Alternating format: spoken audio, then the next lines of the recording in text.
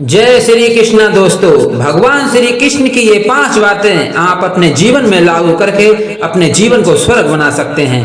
युद्ध भूमि अर्थात कुरुक्षेत्र में दिया गया ये ज्ञान संसार का श्रेष्ठतम ज्ञान माना जाता है। मैनेजमेंट मास्टर कहें या जगत गुरु, चक्रधारी कहें या रणछोड़, भगवान श्री कृष्ण के जितने नाम हैं उतनी कहानियां हैं। सही ढंग से जीवन जीने के तरीके को अगर किसी ने परिभाषित किया है तो वो है मेरा प्यारा कन्हैया।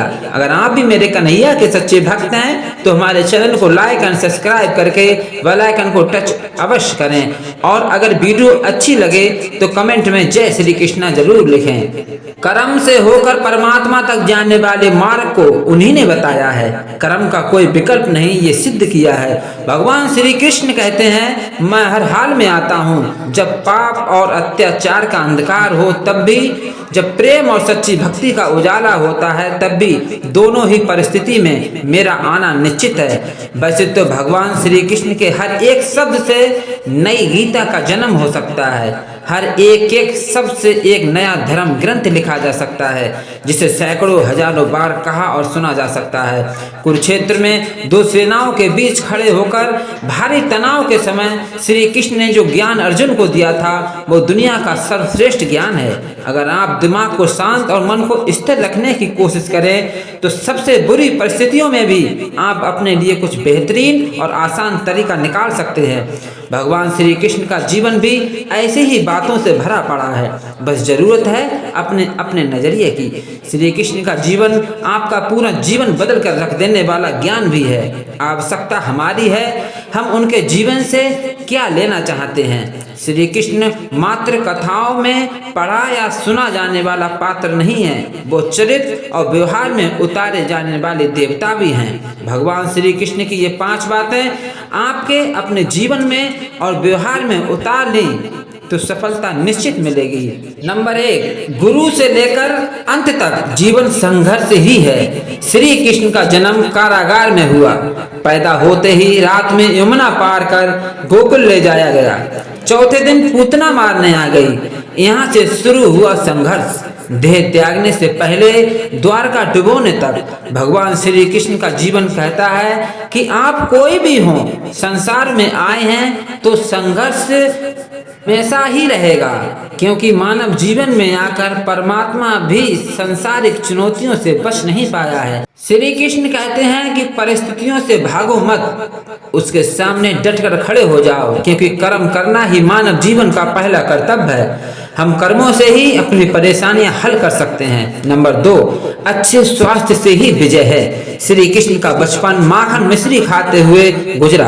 आज भी हम भोग लगाते हैं, क्योंकि अगर आहार अच्छा हो, शुद्ध हो, बल देने वाला हो, बचपन में शरीर का अच्छा और शुद्ध आहार मिलेगा, तभी इंसान युवा होकर वीर बनेगा। आप भी अपने बच्चों को ऐसा खाना दें जो उनको बल दे। सिर्फ स्वाद के लिए ही खाना ना खिलाएं, तभी वे बड़े होकर अच्छा जीवन व्यतीत कर पाएंगे। नंबर 3, पढ़ाई किताबी ना हो, रचनात्मक हो। भगवान श्री कृष्ण ने अपनी शिक्षा संदीपनी ऋषि के आश्रम में रहकर पूरी की। कहा जाता है कि 64 दिनों में उन्होंने 64 कलाओं के सर्वश्रेष्ठ ज्ञान प्राप्त कर लिया था। इसलिए बच्चे में कोरा ज्ञान ना भरें। शिक्षा ऐसी होनी चाहिए जो हमारे व्यक्तित्व का रचनात्मक विकास करे। नंबर 4, रिश्तों से ही जीवन है, बिना रिश्तों के कुछ नहीं। श्री कृष्ण ने जीवन भर कभी उन लोगों का साथ नहीं छोड़ा जिनको मन से अपना माना। अर्जुन से वे युवावस्था में मिले, ऐसा महाभारत कहती है, लेकिन अर्जुन से उनका रिश्ता हमेशा मन का रहा है। सुदामा हो या उद्धव, श्री कृष्ण ने जिसे अपना मान लिया उसका साथ जीवन भर दिया। भगवान श्री कृष्ण ने कई लड़ाइयाँ केवल रिश्तों के लिए ही लड़ी हैं। उनका सीधा संदेश है, सांसारिक इंसान की सबसे बड़ी धरोहर रिश्ते ही हैं। अगर किसी के पास रिश्तों की कदर नहीं है तो वो इंसान संसार के लिए गैर जरूरी है। नंबर 5, नारी का सम्मान समाज के लिए अत्यंत जरूरी है। राक्षस नरकासुर का आतंक था। करीब 16,100 महिलाओं को उसने अपने महल में कैद कर लिया था।